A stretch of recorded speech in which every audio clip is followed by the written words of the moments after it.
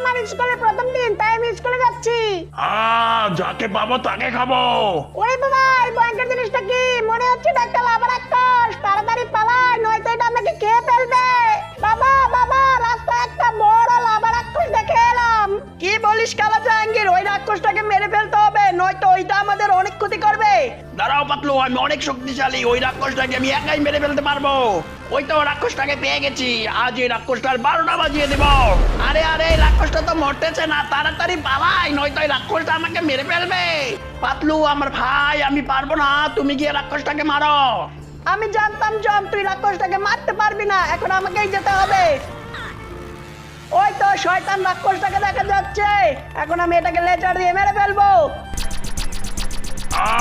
মরে গেলাম রে। বন্ধুরা সবাই দেখো, আমি রাক্ষসটাকে মেরে ফেলেছি। বন্ধুরা তোমাদের একটা প্রশ্ন ধরি, পারলে বলো তো গ্র্যান্ড মাদার অর্থ কি?